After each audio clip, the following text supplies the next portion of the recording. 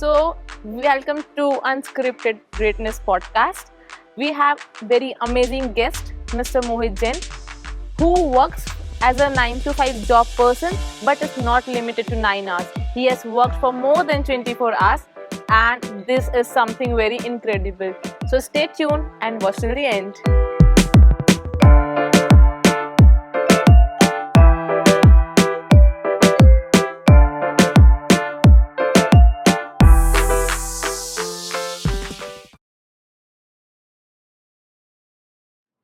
And we have here today Mr. Mohit Jain, who's data, AI, and ML expert. And he started his career from mechanical engineering. He pursued mechanical engineering, and now he's a very renowned data scientist, having a lot of experiences. So, just starting by introducing yourself. Okay, sure. So, hello, I'm Mohit. I have been in the industry for around 10 years now. I have been working as a data engineer, machine learning engineer, currently working on AI based use cases, mostly on the generative AI side. Uh, yeah, that's about my professional journey. We That's great. That is great. Uh, what inspired you to narrow down to this path, to come down to this path? I mean, from mechanical engineering to switching and shifting in this drastically to this profession that you have chosen ML and data science and AI as an your expertise. How was your journey? So for me, it wasn't like I wanted to be a data scientist or data engineer as such. I was pursuing my mechanical engineering, and I got selected in TCS as a part of campus placement in my college. And as in other colleges, you are not allowed to sit in any other campus if you are selected in one. So my college is one of them. So I got selected in TCS, and I wasn't allowed to sit on campuses that was for mechanical. And yeah, I also wanted to pursue MTech. I was appearing for GATE and other exams. I scored like average marks in GATES, like around 50-55, which wasn't enough for a mechanical engineer to get a good college. So yeah, by fate, I would say I jumped into the opportunity that I had, which was TCS. There, when I joined TCS, I was hired actually for Java, Java developer. But when I was in TCS, like in the TCS, earlier 3 months are for ILP. They call it as initial learning program, where you are trained for a particular technology. So at that point in like 2015, there were two batches getting started. One was for Android, another for big data. And again, it was by fate that I was chosen for big data, and I started my journey there as a big data engineer. Hadoop was very much booming, I would say, at that point in time. Like everyone wanted to learn Hadoop. So yeah, I by fate I got Hadoop, and when I finished my training, I start when I started working. So I also got the project for big data only. So generally in TCS it happens that you are trained in some technology, but you would be you would be given a project for another technology. So I was lucky enough to get a project on big data from the start. So I didn't have to learn other things, and I was able to focus on data engineering and side of the industry. No, in from your life, since you're coming from a very different background, like from mechanical engineering to data science. So how has that mechanical engineer inspired or influenced you in data science? In any way, has it helped it? So I don't think so that whatever I have learned in mechanical engineering, like core mechanical, wasn't helping me out. But yeah, I was good in mathematics, so that is something that actually helped me, still helping me out in understanding things. So let's say even in data science and machine learning, it's mostly mathematics. So for Hmm. people who are directly jumping into the data science or machine learning, they try to skip mathematics, and yeah, they can build models because there are only limited libraries, and you can just do a train, predict, all those functions. But in the background, there's a lot of mathematics involved. So for me, it helped me a lot that I was pursuing. I was good in mathematics, I would say. So in a mechanical or in a engineering, we have M1, M2, and N3, all three kind of mathematics, right? So yeah, that is the only thing that actually is helping me out till now. Uh, Other than that, no core subject. Anyway, like I'm working for different domains on like banking or retail, energy domain. So I haven't seen any places where I can use those concepts that I have learned in my engineering. And any other life aspect has helped in data science apart from data if mechanical engineering? Any day-to-day life aspects does that help you in data science? So I would say that uh, I was good in studies. So yeah, so that actually helps a lot because as you grow, like when you are actually out of college, then you are still in that phase that you can learn things. Uh, you can keep on reading things every day. But if you are as experienced like me, I'm now around 9 years of experience, so it becomes very hard to keep that up. What helped me is like I try to learn continuously. Every day I learn new things. It's not like I'm saying it for the podcast, but it's how it has been. Uh, from the start, like when I started my journey in IT, I didn't know programming, I would say. I wasn't good as even better. I didn't know programming. So for me to cope up with all these things actually took me a lot of effort. So I had to learn things every day. Like from the very first day, I had to learn three programming languages in parallel because they were. I was told that you can learn Python because we are getting a new project that would be on Python and Spark. Then they gave me the project on Scala. It's another programming language. So with Apache Spark, Scala actually suits the best. At least in those days, Scala was the best language to work for data engineering. And then in some cases, they actually used to give me Java work as well. So three languages I had to work in parallel. So I had to read every day because uh, work from home wasn't an option back then. I had to, you know, read things at home and then go there and work.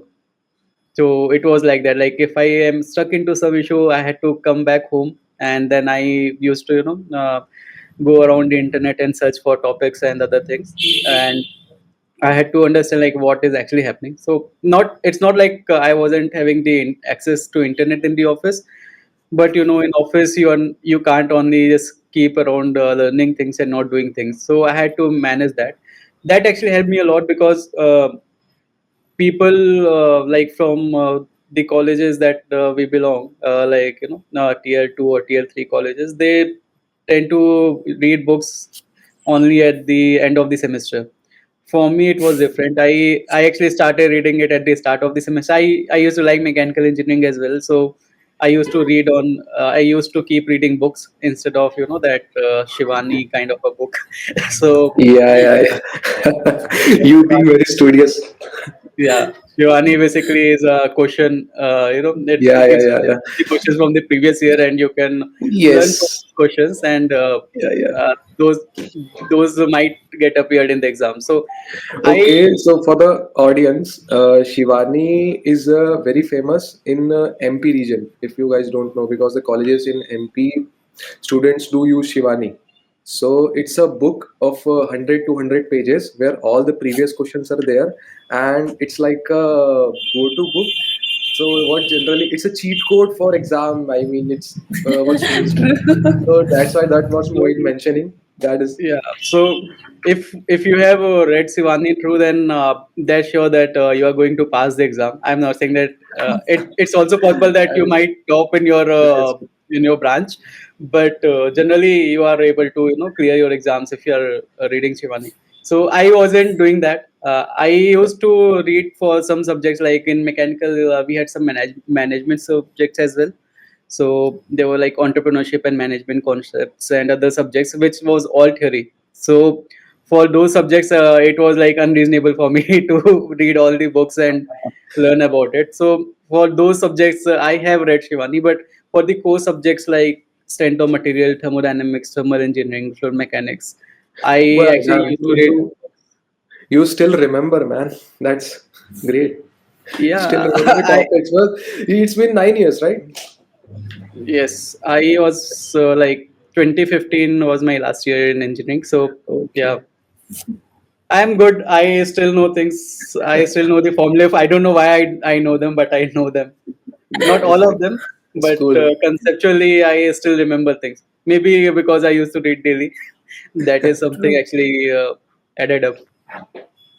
Yeah, so that is something I would say, like, if you are very disciplined around things, I'm not Hmm. saying that you should know everything, but every day if you keep on reading things, not every day, but weekly, if you keep on reading things, what's happening around your space, like for data engineering, I had been working as a data engineer for like 4 or 5 years, solely as a data engineer since 2019 or 2018, if I remember correctly. I started working on data science as well. So when I was working as a data engineer, there's a lot of things like you have to learn Spark, you have to learn Hadoop, you have to learn Kafka. Apache Kafka is a Hmm. streaming platform. Then cloud also started coming up in. It was there, but it started picking up around 2018. So you have to be good in cloud, all those things. So you have to keep on reading things. So that is something that actually helped me, and I'm still doing that. I pursued my masters as well. Like I completed my MTech in data science and engineering this April. Before that, Hmm. also I was doing a PG diploma in applied statistics. So I have been a constant learner, I would say. Constant and that is great. So what was your 24 hour? वो क्या था यार? वो बहुत interesting था. मैं चाहता हूँ आप बताओ. वो 24 hours आपका काम जो मैं चाहता हूँ ऑडियंस भी सुने यार. कि आपने Which 24 he one? was like damn Okay. straight up you were working 24 hours and sleeping in office and you were working in startup. No, we कुछ were ऐसी not चीजें sleeping बताइए. actually. We were not Okay. sleeping actually. So Okay. what happened was we were working on a startup, and how startup are. So you Yeah. have Which year was to, it? before COVID, I would say. It I Okay. joined a startup in 2017, and this Okay. would be around 2018 August September, or 2018 August or September month. So we Okay. were stuck in some issue, and because of which we weren't able to deliver. I wasn't a part of that team who was actually working on a project. I was a part of platform team. Platform team, basically we were building some product, and our product used to get deployed in multiple clients, for multiple clients, I would say. And there was another team who used to pick on the work that we have done, and they used to customize that or whatever they want to do. And it was mostly on the data engineering, where we were using mostly Apache Spark and Scala for our data Mhm. pipelines. So what used to happen was there was a job, like there was a Spark job, which used to take around 6-7 hours, and it used to get failed after 6-7 hours. And our SLA was that we had to complete everything. Like there were hundreds of such jobs. We have to bring in the data from our source. I don't remember the source. It was I think there's a technology called Netiza. Okay. So we had to bring the data from there to Hadoop ecosystem. We have to process it, aggregate it, all those things we have to do, and then we have to export back to that system.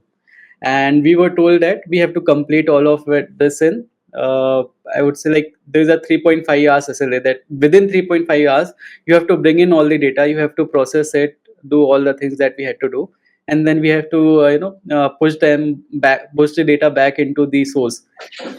There were some tables in the system, so we had to push all of those things there.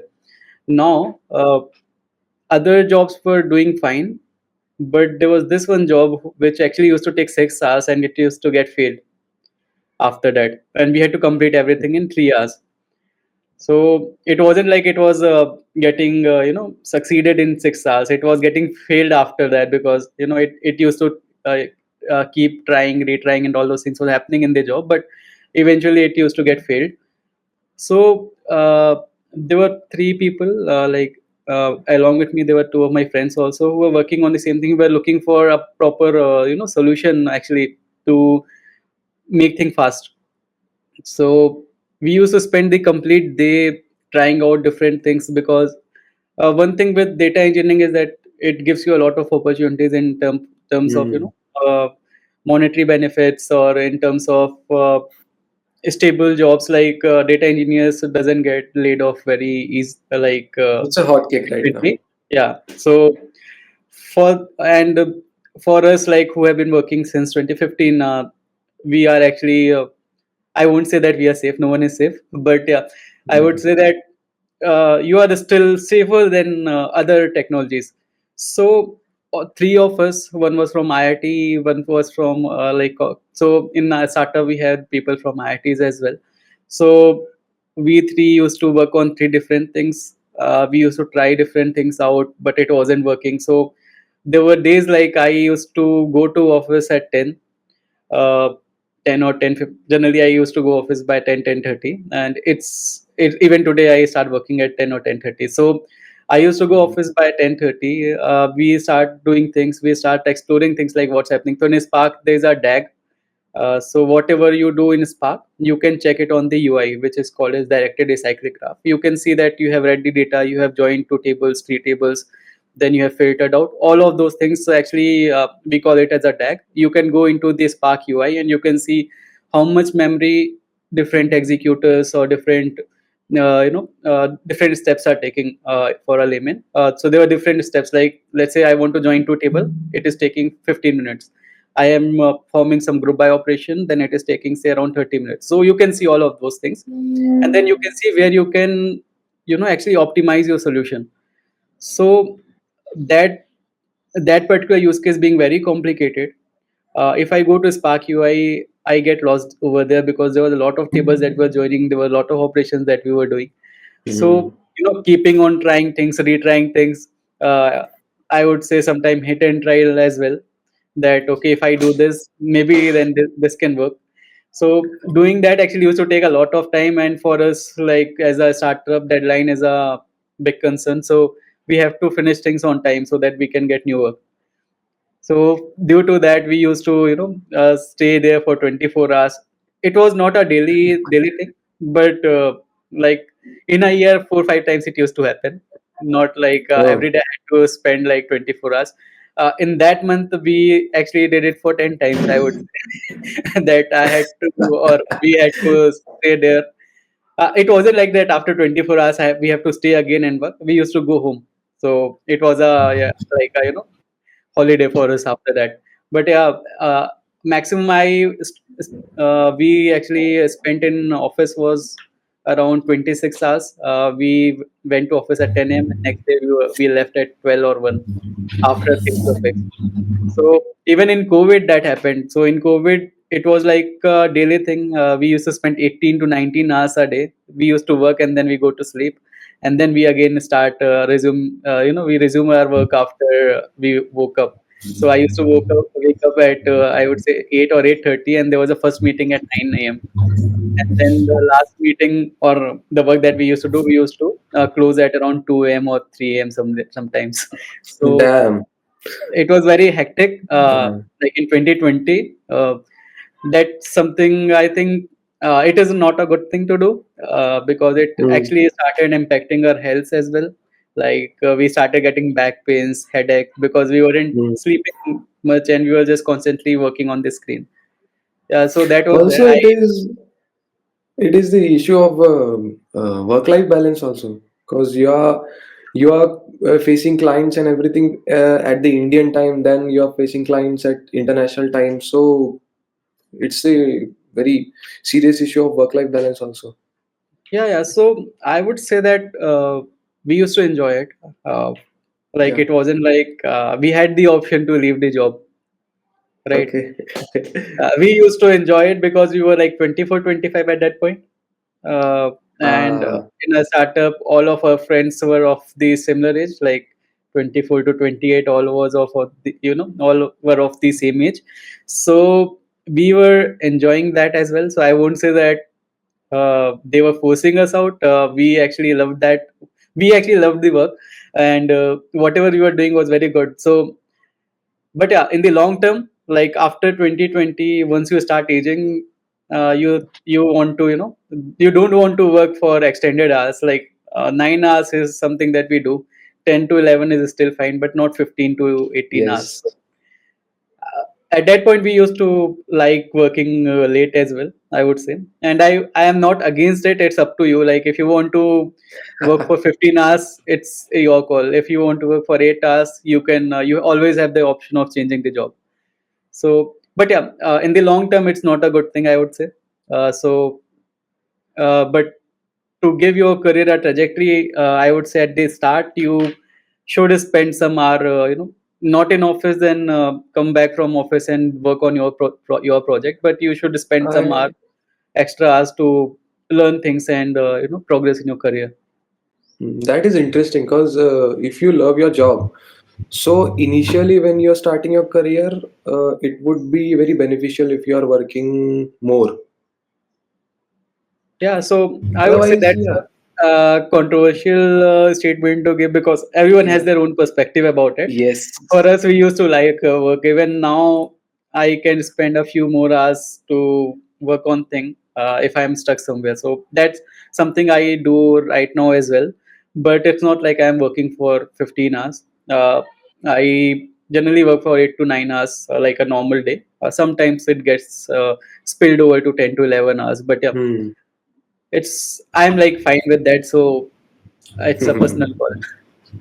Yeah, it's very individual thing, right? Yeah. Mohit, you were mentioning being a data scientist, your job is more secure comparatively to other domains. And then, since you have experience of certain 9 to 10 years, you are more secure than the people or let's say freshers. But what if there are professionals who are not into data science but from a different domain and are seeing that data science is more secure? Okay, now being a professional from a different domain, they want to come into data science. Then how will you suggest, or what is your take on that? So, see, I also come from a different domain, and in 2015, you didn't have resources around internet to learn things, right? For us to work on anything, we just had to go to documentation. Like I started in 2015, Apache Spark was pretty new at that point in time. I started working on Spark 1.3, and currently it's 3.5. So you know how many version upgrades were there in between. So when I started working, we didn't have much to look upon, like in the internet. If I had to, I got stuck in something, then it was up to us that you have to find a way to fix things. And for me, being someone who was actually new to IT, like I had my mechanical. I never did any programming before I joined.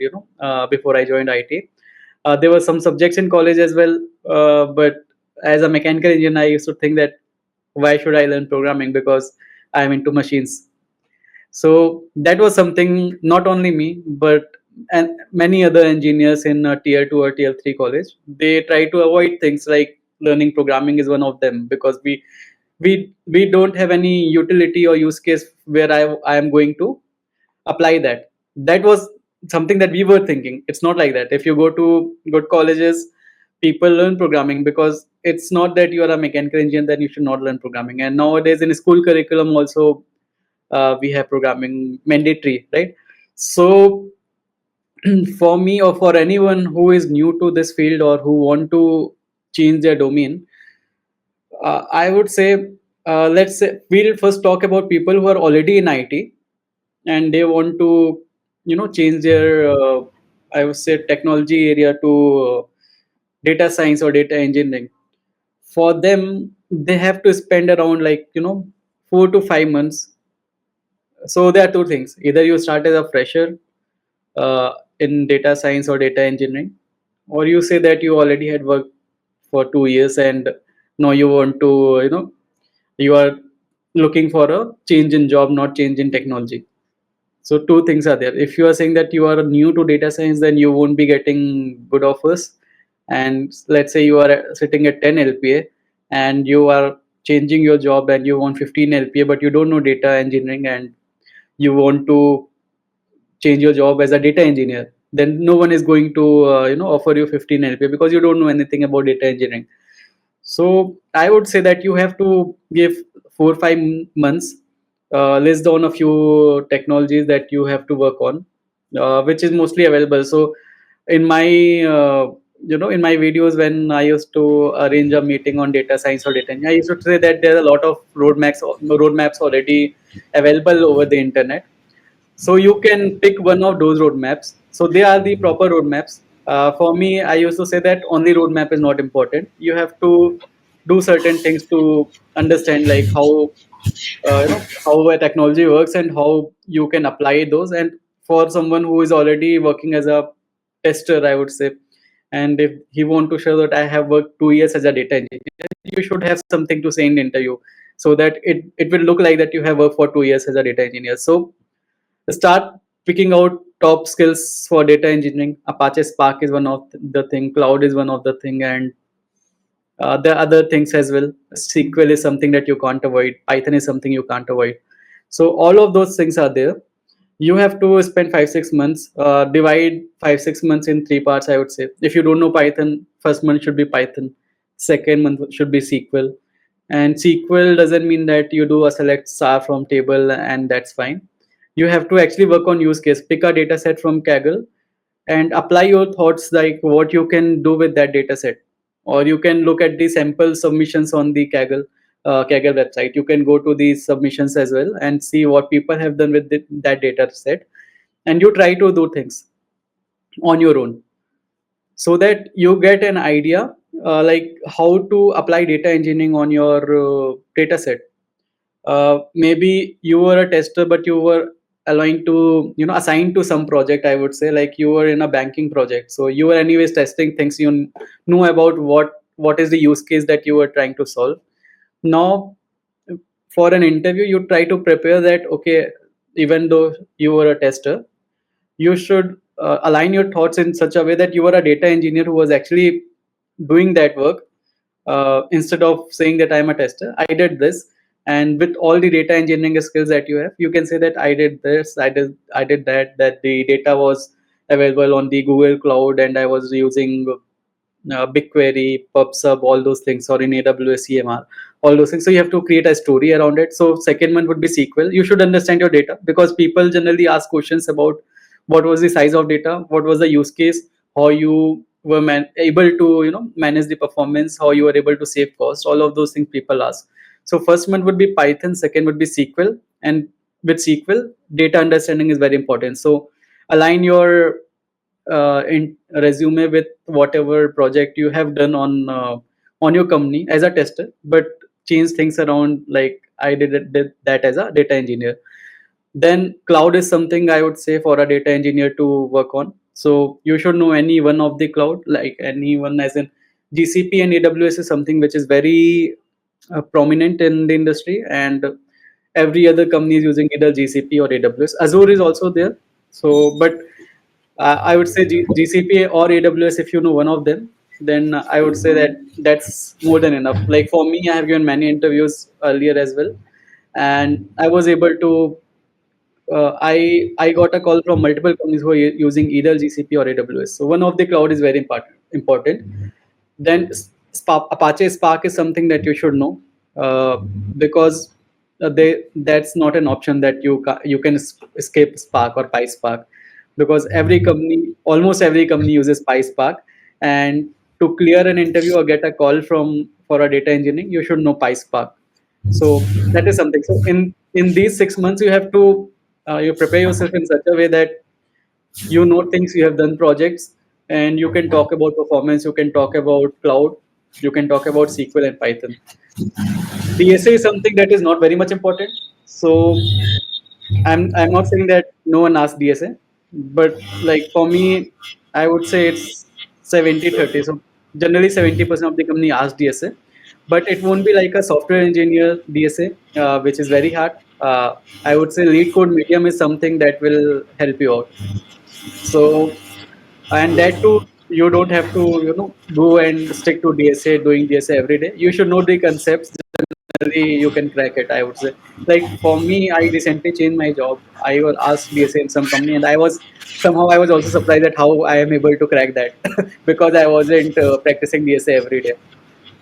So that's something that I would say for a data engineer.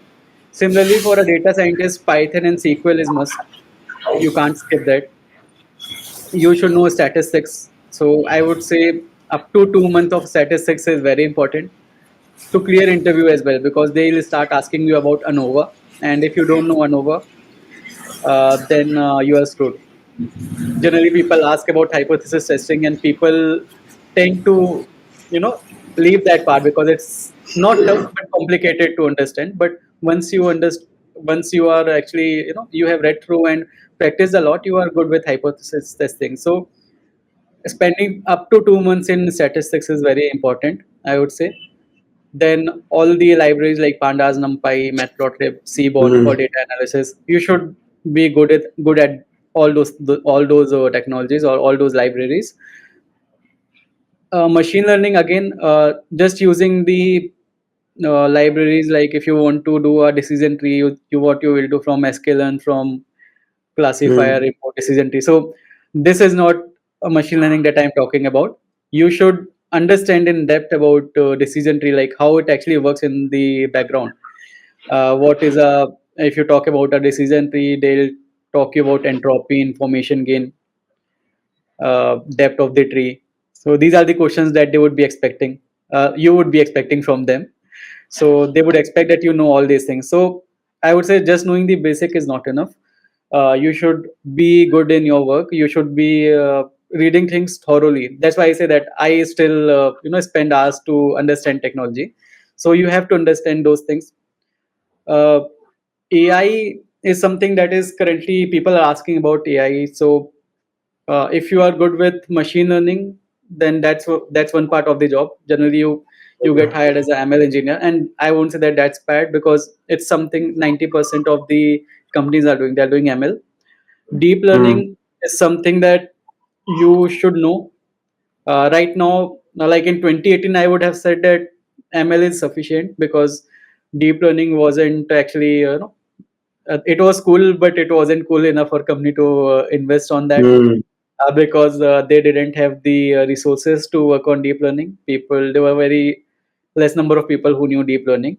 So again, like when I say less number of people who knew deep learning, doesn't mean that they weren't able to apply neural networks, but they didn't know the basics of it, all the Hmm. mathematics around neural networks. So projects like fields like machine learning or deep learning or generative AI, it's very easy to implement in terms of Python.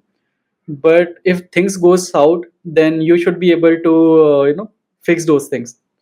Like if I Hmm. give you a model which says that give cashbacks to these 15 people, uh, but these 15 people are not your top customers, you have given to any random 15 people, right? So what will happen? You have given those cashbacks to random 15 people, but not the top customers who you want to retain. Then your model is a waste. So if you are building any model which doesn't make any sense, it will cost you a lot of money, because generally people want to predict things like who are going to leave the company, or who are going to maybe change their telecom network provider from, say, Vodafone Idea to BSNL or to Geo.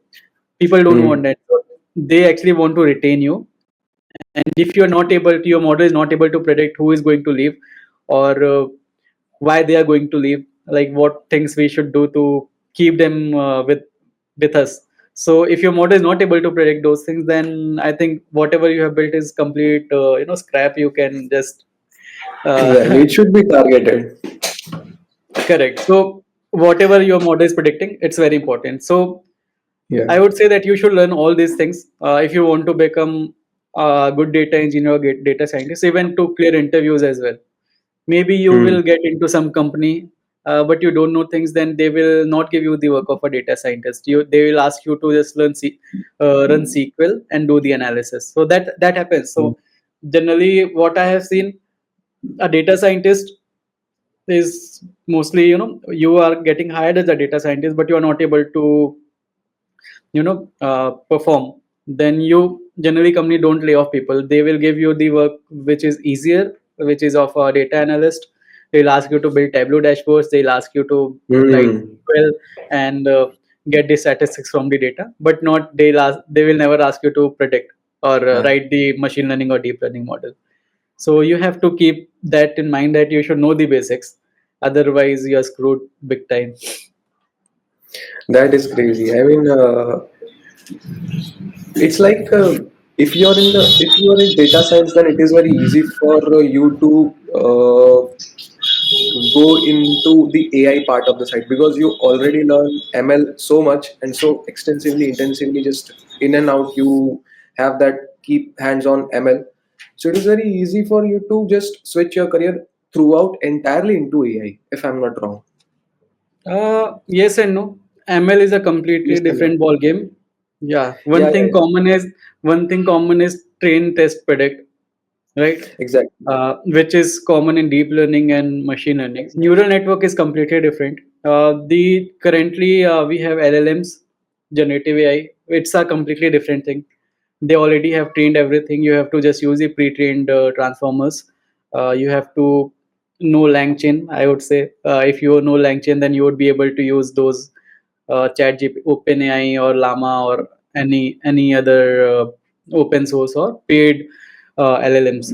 So that's completely different. That's based on the transformer model. So when you start doing deep learning, you do CNN, you do RNN, recurrent neural network. And advanced version of recurrent neural networks is like, encoder, decoder, and transformer. And Mm. then comes the chat gpt, which is actually a transformer model, basically. Yes, yes, yes, yes. RNN is used for generation, like text generation, or maybe if you want to generate music, like if you give some input and they RNN model, if you have trained it perfectly, like a GRU or a LSTM, it will actually generate the music after that. Mm. Like you have given some part of the song or some part of the music, it will generate after it. So chat gpt or other transformers like Gemini, or what we have Mm. of GCPI. Gemini is something, right? That Gemini, we have yeah. of GCP, yeah. Gemini, So Llama, these are things. yeah, earlier it was Bard at the start, now it's Gemini. Yes, So Gemini. uh, they are actually based on those models, on the transformer models. So it's basically an upgraded version or newer tech than RNN. RNN was a recurrent neural network, which was again used Yes. for generation purpose. Now, in the RNN we had LSTM, GRU, and now we have then came the encoder, decoder, attention mechanism, and transformer. So ChatGPT is based on that. So there you don't have to predict things. It's mostly about prompt, like how you are Yes. designing your prompt, and you get a proper output. So all of three are different fields. Either you become an ML engineer, where you are working on traditional machine learning like Mm. regression, classification, clustering, or you work on deep learning, like mostly on the deep learning, object detection, or image recognition is the use case that people work on. So CNN, convolutional neural network, is something that people work on. Then comes this new generative AI. From past 2 3 years, people are trying to work on generative AI. So there are three different fields now. Earlier life was easier, where you had machine learning, Yes. you want to become a data scientist. Now you have Yes. three Yes. different things, and it's up to us. Like currently I'm working on the generative AI part of Okay. AI. So So concluding this particular topic, narrow down the five most important skills you will be suggesting. yeah, so Python is the first thing that you should learn. SQL is the second thing, and both are most important things. I would say you can't skip them. Then Mm. statistics is the third thing, Mm. which you have to know. So all the five things are very important. Now I realized. So you should know statistics. thoroughly. I would say I won't say that you would be you should be an expert to enter into the field, but you should know enough to clear an interview, right? You can go over the internet, see what people are asking, what type of questions people are asking on data science. So these are the first three things. uh, you should know Spark, because you are not going to run pandas on a terabyte of data set, right? So you should know Spark. And again, fifth is the all the libraries that you have for machine learning. So I won't say that you should not target everything. Like you want to become a thorough AI engineer with who knows machine learning, deep learning, and generative AI. You can pick one of them. Machine learning, if you are going to be machine learning is something that everyone asks. So if you are a data scientist, even they are going to hire you for generative AI use case or deep learning use cases. Still, they will ask you machine learning. So that's something that's a given that if you are a data scientist, you know regression classification. Even though you are not going to get a work of that, even though they are hiring you for a generative AI, because generally company doesn't have one use case. So currently they might be working on generative AI, but later if that work is over and you are not knowing deep learning or machine learning, then again you are screwed. Like you are of no use to them. So these are the five things, like Python, SQL, statistics, and machine learning. These are the four things that you should know properly. Generative AI or deep learning, one of them you can choose. Like people are building chatbots a lot, so maybe you can choose generative AI and work on that. So these are the five things. In generative AI, LangChain is something which is for like widely used in the industry. So yeah, I would say these are the things that you should know.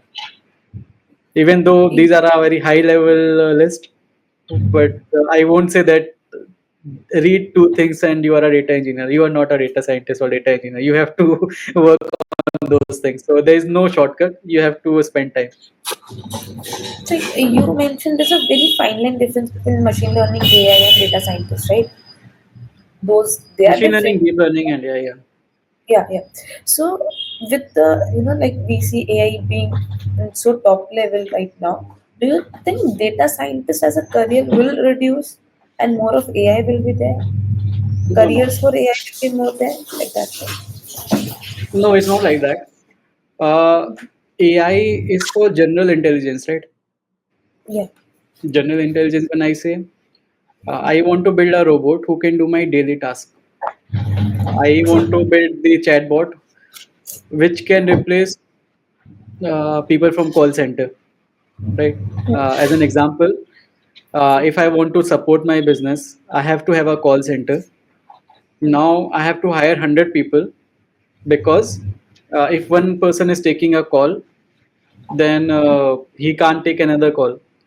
But if I have trained some model, or one person, generally, if you see some apps like Swiggy or Zomato, they try not to, go on the calling side of the of the help. I would say they try to stick on to the chat because they know that they can launch multiple chatbots and other so basically if you have multiple chatbots you can serve multiple customers at a time, and you can have thousands of parallel chats going on and you are okay with that. But if you have thousands of people who you have to pay for this, that will be a bigger cost to the company. So I would say that if you are building a chatbot, you are not going to be that chatbot or generative AI you won't be using for your business use cases like a machine learning use case, because those are two different things. For general intelligence, I would say generative AI is booming right now, and there are a lot of jobs. Even I am also working on some of those use cases, but that is not everything, right? So I won't say that you are going to or a machine learning requirement will be reduced, because still we want a proper sophisticated ML model which can predict what I want or how I can improve my business. So it is going to be there. Similarly, image generation or image recognition, I would say, object detection. So if you go to the airport, your bag scanning happens, right? So there are multiple companies who have actually built a object detection AI model.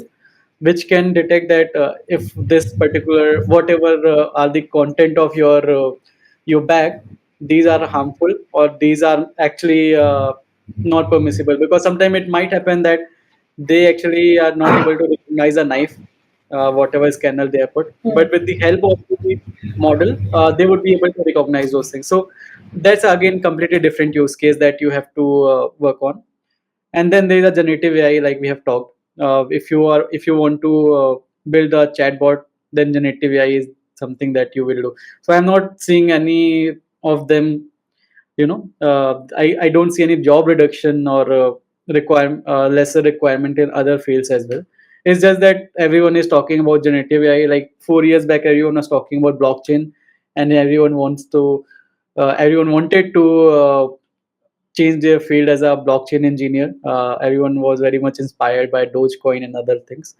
So, but right now you see that it was just not a fate. People are still working on it, but that phase come, like in 2015 everyone wanted to be a data engineer, Hadoop and big data.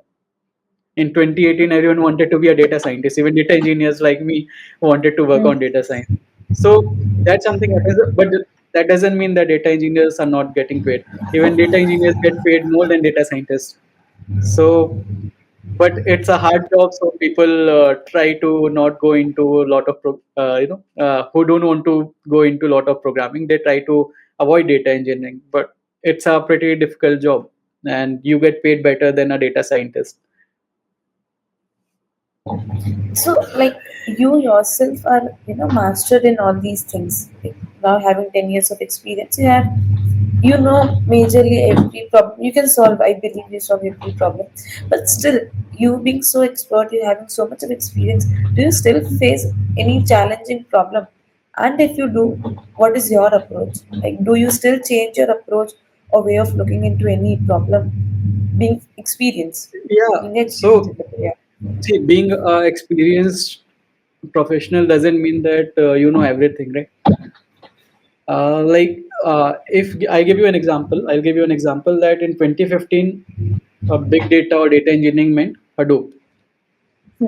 Now we have hundreds of different technologies coming into picture who are doing the same thing, but it's up to people. Like some companies are using AWS, and they have built their stack completely on AWS using AWS based services, like whatever AWS provides. Some have built their data engineering pipelines on GCP, and they are using something like BigQuery and PubSub. Someone are still some companies are still on premise using proper Hadoop with Cloudera. So there are different flavor to it. Now, for me as a professional or an experienced professional who have worked for 10 years, I am okay to work on all of them. Like even if I don't know thing, what actually changes when you are a fresher or a 2 3 year of experience, you are having a 2 3 years of experience, then someone who have worked in the industry for more than 6 to 7 years, approach actually changes. For a beginner, they will be overwhelmed by, okay, I now have to learn that as well. Now I have to learn that as well. For someone like us, we know that at the core things are same. Like in AWS, also have to build a pipeline using their tools. In GCP, I have to build the pipeline using the tool that we have in GCP. But concept is still the same, that you are going to get the data every day of the order of gigabytes, petabytes, terabytes, anything. You have to process the data, store data efficiently in some location. You have to once data is stored, you should be able to query efficiently. You should save cost. So these are the 4 5 basic things that you have to do even in GCP, AWS, or anywhere. So I would say that it's fine. Like for me, like to change fields or change technologies, I get a lot of challenges even on a daily basis. But what have changed that I know that this can be done. I have that confidence that this can be done, because you know that there are 5 10 things that you are going to uh, 5 10 things that is going to fail, and you know that how to fix them. Or if you don't know, you can search over the internet nowadays. With chat gpt in place, you ask the questions about the errors, they will give you the possible reasons of the error, and you can solve them. So it's that easy now. You had Stack Overflow for very long. For people like us, we still believe more on the Stack Overflow than on ChatGPT, because we had been working like that only. So there's a lot of material that is already available. People like us, like you or me or anyone, they actually face the same issue everywhere. Like everyone is would be saying that my job is taking a lot of time to run. And if you search over the internet, someone might have faced that issue earlier, and they have given you answer this Stack Overflow. You can read that and work on that. So we just get a lot of more confidence, I would say, as an experienced person. But we also face the same challenges, that things are not working, things are failing, and generally we fix them. I think it comes with experience. Yeah, agree. It will definitely come with experience because data will, I think data will be constant, but only the thing will be format of data or the amount of data will change, right? Format amount is one thing.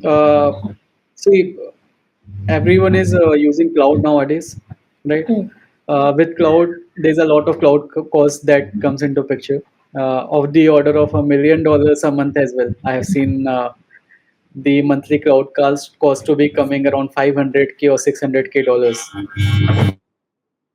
in my previous organizations, in previous projects. I have seen that happening. That the cloud cost is around 500 to $600, 600K, Perfect. $600,000.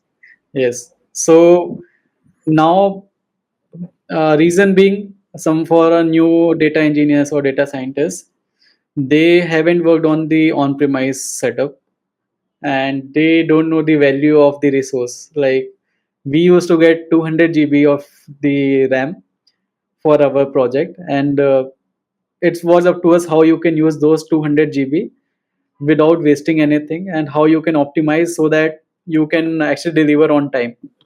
Like I want to keep things ready by 9 a.m. US time. So before that, I have to complete my things, and I only have 200 GB of RAM, and I have hundreds of jobs that I want to run from 12 a.m. midnight to 9 a.m. In the morning. So I have 9 hours to in which I have to complete everything. So with the limited resources, currently how it is, you just spin new clusters. Like for one job you have one cluster running, for other job you have other cluster running, or from other compute instances running on Databricks or AWS GCP. uh, you are able to complete your job on time, but now you are actually piling up your cloud bill. So you have to pay $500,000 for that.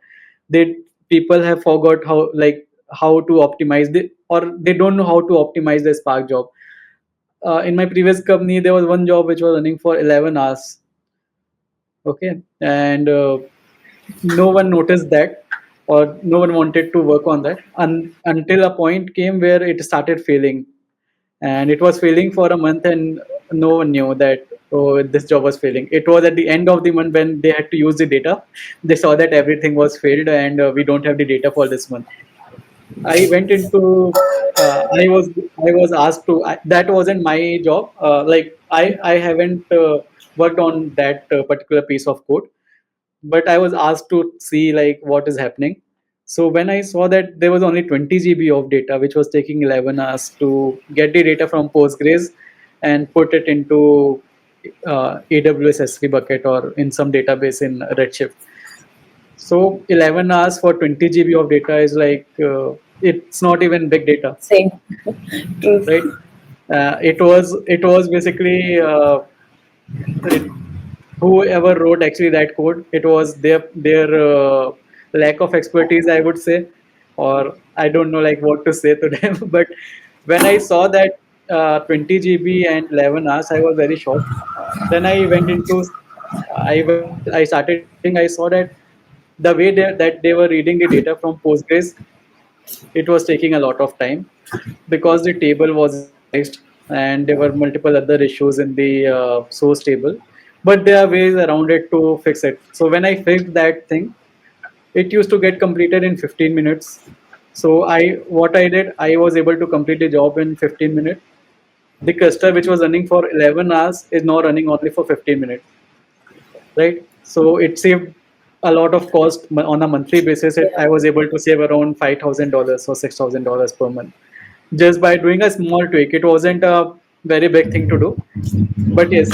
So that is something that is missing in new engineers who have only worked on cloud, and they don't respect the resources, I would say. So that's something that people should know or people should learn about. You mentioned about cluster, right? Just 2 minutes back. So, will if I say this, like having jobs in the form of clusters is basically increasing the pricing of cloud, or if we would have done this in the sequential way, like you used to do in your early phase, that was more optimized in terms of money. Was it that way? Yes, so maybe yes. So generally, it's up to you how you are actually organizing your jobs. If you are able to club multiple jobs together, you can launch a EMR cluster in AWS.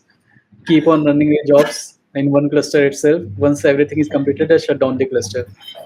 Other ways, for every job you are going to launch a cluster. So see, I won't say that if you are launching multiple jobs in a different compute instances or different each job is a different cluster.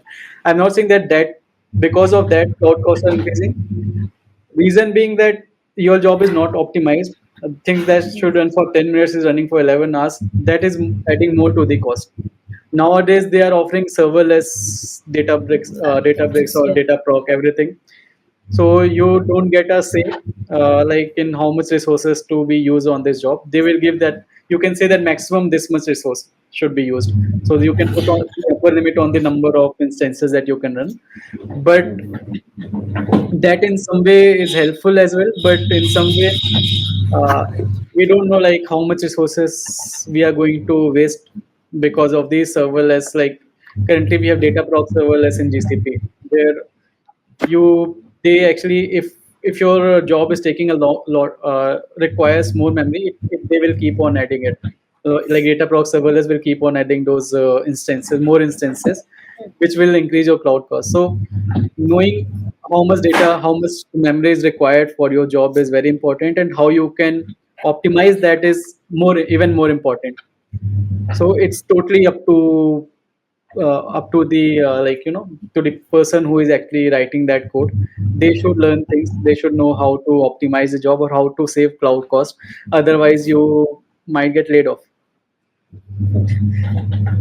So So it goes to you that level as well, that because of they are not able to save cost, the people get laid off because of that. your take on the serverless architecture, are those truly serverless? Like, can something No, be serverless? serverless means that you are not managing the server, right? But server is Correct. still there. And I think that's So a misconception in many people's head, I think. Especially the Yeah. freshers, I believe. They yeah, think yeah, if it is serverless doesn't serverless, mean. true. That's True. that I is think they have a very wrong concept in their mind that if they're serverless, they're not having servers only. But I think it's what you said right now. Yeah, we Yeah, don't have so to it's manage just that you servers. don't have to manage the server. Serverless True. means that, like, if you're running a AWS Lambda, doesn't mean that it's running on the fly. Yeah. There is an instance running in the AWS data centers.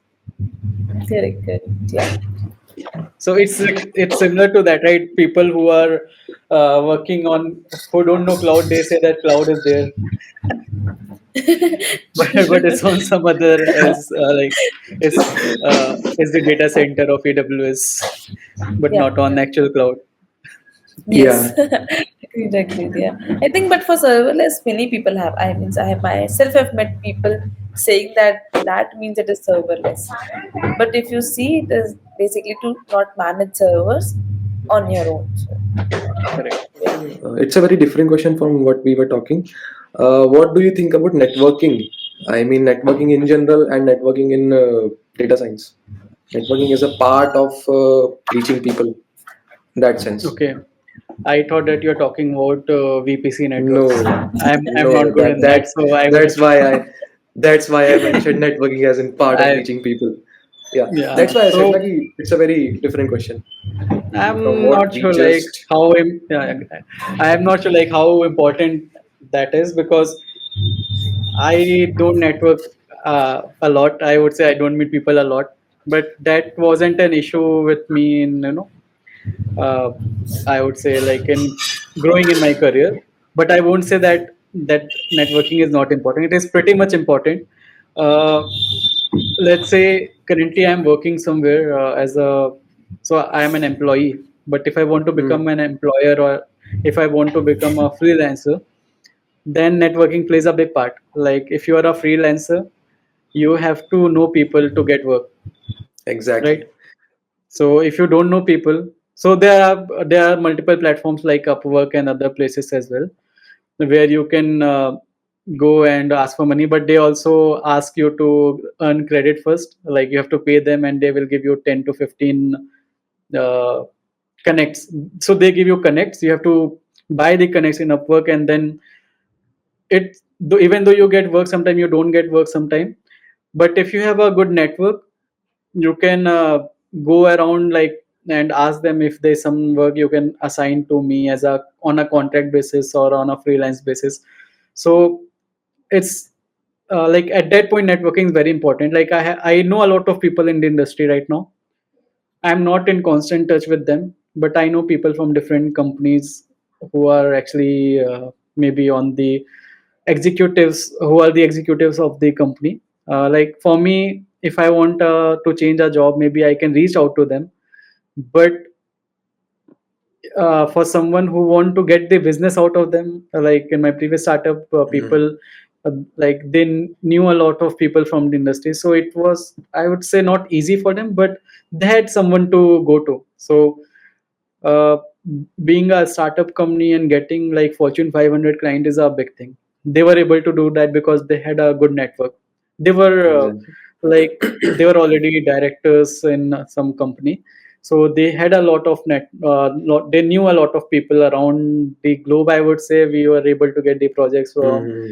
Asia Pacific, from the Middle East, from the US, from the Europe. So we were able to get the projects because of the network. So they were like they were already having 15, 20 years of experience, so they had built that network.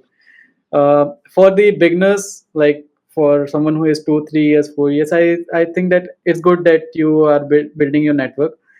But if you are not actually looking for you know building your own company or doing freelancing, I think it's okay to not know people as well.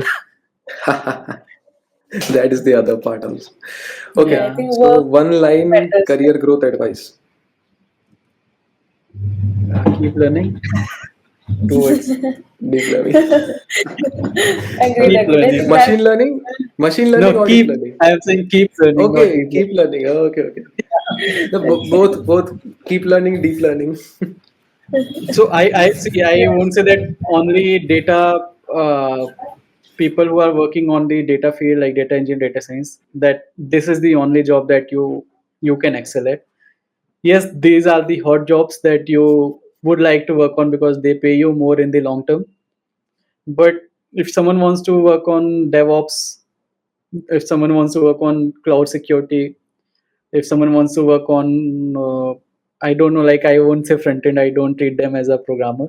So but yeah, if you want to work on a full stack, then we have there's a lot of career options available. So I would say that this is not the only thing that you have to do. Nowadays people are earning from the content creation, right? People are learning a lot than an engineer itself who actually sit and work for 15 hours. So it's up to you, like you can choose your own field, I would say. Not everyone has to work be it's not necessary that everyone have to be a data scientist and then only they can.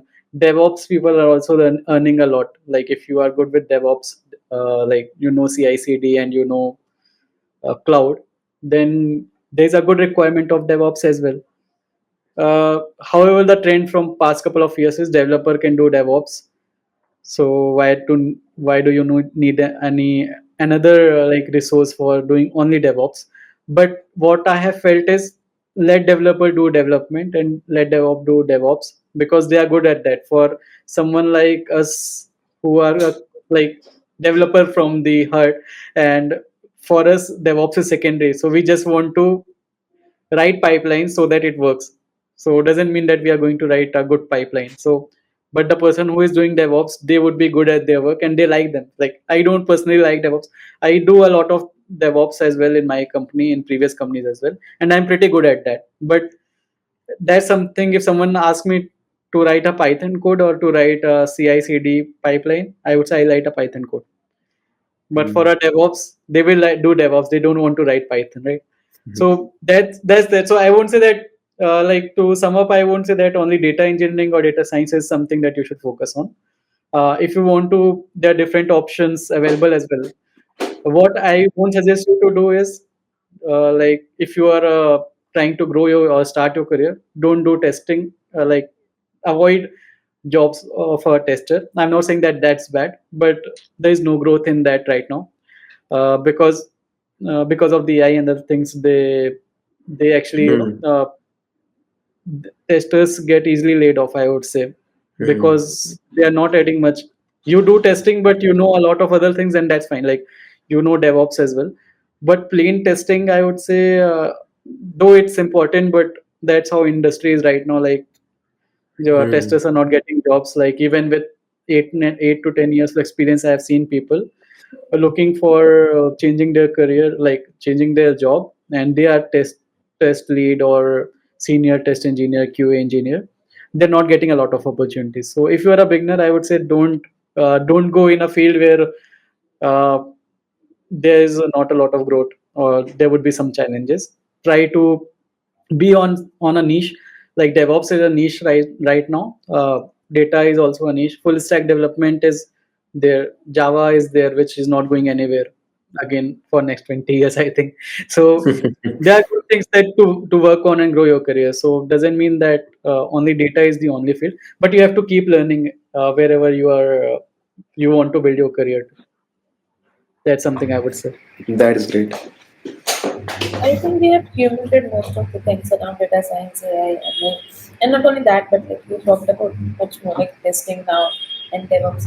Like, I would like to like ask you one: what is the misconception among the people for data scientists or data science as a career? Is there any misconception you often hear and you would like to tell them, but it's not like that? It's a different way around. A misconception, I would say that people think that once you become a data scientist, you will get a lot of money. It doesn't happen. So it's the skill game, right? If you are skilled, you are going to get paid more. So it's not like you just get in, you do a course from some reputed, institutes like Upgrade or anywhere you do a 1 year course and you will get a job. It's not like that, and it's definitely not like that from the start you are going to get a 20 LPA, right? If you are getting a 20 LPA, then you are very good. I'm not saying that you won't get, because people now there are people who are getting good jobs like as a fresher as well. But there are two things. Not every data scientist is getting paid like a 50 LPA, and if you do a data science course, it's very blunt, but I would say that doing a data science code doesn't guarantee you getting a job, right? I have seen people who have worked on, opted for multiple courses, spent like 2 to 3 lakhs. I have seen people who have chosen to spend only 50,000 as well, but hardly people get placed in data science as well. So it's not like there's a lot of jobs which means that you will get placed. It's not like that. You should be skilled enough. So I'm also not saying that they're not getting interview calls. They're getting the interview calls, but their basics are so poor that they're not able to clear the interview. So that's a misconception that if you do a course, then you will get a job. You have to put efforts, put your hours into learning that skill, and then you will be able to get a job of 6 7 LPA maybe from the start, sometime 3 4 LPA as well. But that doesn't mean that you will stick to 3 4 LPA. Like I also started with a similar package, but I'm doing well. uh, Same nowadays, anyways, people are getting paid a lot.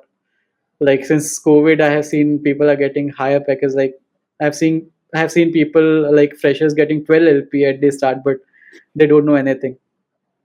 So time has changed. Like in 2015, 3-4 LPA was something that people used to get at the start. Now it's 6-7 LPA that people get at the start. So it's not like you, if you are a data scientist, you will get 50 LPA from the beginning of your career. You have to grow. It will take 4, 5, 6, 7, 8. It's up to you how many, how much effort you are putting in. So I would say that's a misconception that data scientist or data engineer are going to get a 20 LPA from the start. So whoever tells that, it's a lie. Don't believe in them. Maybe out of 10,000 people who did upgrade, 10 of them are getting a 20 LPA job. I think that is So also up that, to a person who is learning, right? sorry. That is also up to the person who is learning. Yeah, and Basically, also you mentioned, huh? like giving an example of upgrade, it's not that only fresher joins that company or that institute. People having 10 years of experience, 6 years of experience also join upgrade and do a 1 year course, and they are already sitting on 10 LPA or 15 LPA. So for them 20 LPA is like 5, like 10% increment or 20-30% increment, right? So it's not like they were not doing anything and now they are getting 20 LPA job. They were already working, they were already getting the 15 LPA. Now they actually got a 30% hike and they are now sitting at 20. So it's not like that uh, Hmm. they were a fresher and got a 20 LPA. So people should know that like they are going to run ads that this person has got 20 LPA, but they actually got a 30% hike from 15. Hmm. So these are a lot of misconception I would say that people Yeah. currently have. They used to have 10 years back as well. Like for me, someone told that for a data engineer who know Hadoop, in 2 years you will get a 15 LPA. So someone told me that as well. And we used to talk about this that okay, in 2 years I'll get 15 LPA. So let's work hard and get that. I wasn't able to get that actually, but yeah, I was very close to that. So I would say that you have to put your efforts to get a particular number that you are thinking of. But doesn't mean that everyone got 15 or 10 LPA. People were getting the offer of 6 LPA as well, who were of my experience. Like we started together. So it's up to us if you are able to crack the interview. So that's a misconception that everyone will get 20 LPA. It's not like that. Correct. I agree Yeah, with you. people should know about these things. Like they know or they don't want to talk about bad part of the Huh. business, Yeah, but maybe. that's there. Agree Yes. to what you said, yeah. Yes. Okay. So we will conclude our session. We'll just conclude ourselves. And any special message to the team and to the people? To the team, I would say I think this you just started. One thing that is there, like I am also, I would say I'm also a part of that team, or I'm also a part of that thing. Like I started YouTube, but I'm not consistent. So Agree. I would say that you should be consistent, like because you are starting your channel. Though you, I Yeah. also am work, I'm also working. I'm also working in a software industry, and I am my day job is that only. I started YouTube because I had some videos already recorded. I wanted to put them in the YouTube. So you have to be consistent. Like monthly, you should post 2, 3, 4 videos. That's something someone told me as well, and I was following that for some time.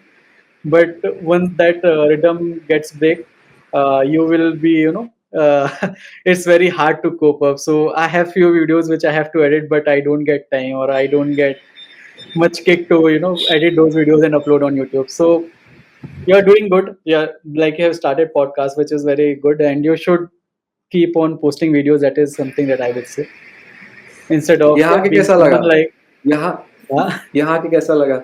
How was today's episode? How was today's yeah, show? it was good. I like to give gyan, so it is a good place for me. So yeah, I had a good experience. मतलब अच्छा था overall, Yeah, अच्छा था. and yeah, We all format is we also good. Format is also good. So, but yeah, that's good. consistency is important. Like you are static. And you should say that to me as well, that keep posting videos. Sure, I am sure. not Your lost. content Sure, is sure. You indeed, also. indeed nice, because like how we connect was through your one of the session, right? So Mhm. I we both have been part of the sessions. So I think Yes. that was one of the So, nicest session. I think that was one of my first session for data science, to be honest. okay. And yeah, So, I. Mhm. yeah, that's what I'm saying. Like, I am guilty of doing those things, like not posting more videos. तो वो होती है मेरे साथ. I start things in between. I go in, get into something else, and I miss that. So that's something I would say to you as well, and to everyone who is watching this. You should be consistent in what you are doing. That will actually help you out, even if you are want to not work on IT but give gyan about IT. That's also fine, but you have to be consistently giving gyans. Like, a lot of YouTubers are there who are not actually working on things, and they are talking about technologies and running tutorials, even though they don't have any they used to have, but currently they are out of industry. Like, there are a lot of YouTubers who left their job. They are only running courses, but they are doing good in that. So I would say that that's also something that you should, they are consistent, I mean to say. Even they are not actually solving problems, like business problems, but they are good in their course, and they actually teach well. It's not like I have any grudges with them. They are teaching well as well, but they're consistent. So if you don't want to be work on IT, but stay connected to IT, or work on anything similar to IT, like doing your own course, then you can do, but be consistent, I would say, in that. Yeah, I think that matches your answer of keep learning. Yeah, Yes. that's very important. Like, whoever I meet, I say that bhai padhte raho. That will help you out. सही है, Definitely, सही है, सही that's है. a forever process. Yes. Yeah. Keep learning. IT में तो ऐसे ही है ना, वैसे भी, क्योंकि Correct. रोज नया कुछ आ जाता है, and you have to learn that thing, and how easily you can you know learn those things and apply in your job is very important. So you have to keep learning. I can agree to whatever you said. Yes. It I was think so a lot much of fun our audience, conversation. huh, It was I so was much fun saying, conversation. Yeah. Yeah, We same I here. enjoyed think it. We many of also the enjoyed people it are chatting with gonna you. connect with you. Yeah, exactly. Yes, A lot of people, majority of the people were gonna come. sure. Yeah. So I also have a YouTube channel. Please subscribe. Yeah, please do subscribe him. He's a Sure, tutor sure. also. He's a tutor Yeah, also. I'm I on think Twitter also. Yeah, we will Instagram make also, sure but Great, I to great. put don't. your. Yeah, I'm also on Instagram, but I don't post there. So yeah, YouTube We and will Twitter make is sure fine. to put the link to your YouTube channel as well. We will share Sure, across your sure. YouTube link. Thank you. You can Yeah. maybe tell to the audience about your YouTube link or channel link. Maybe they can follow Yeah, right away so after they are watching. the YouTube channel is Data with Mohit. You can search Data with Mohit. I think the first channel would be mine. I don't have much subscribers currently, around 500, 600. There are around 50 videos, I think. But yeah, I am going to post more content, mostly on AI. I am going to post maybe within a couple of months. I will post a series on LangChain. So yeah, do watch that as well.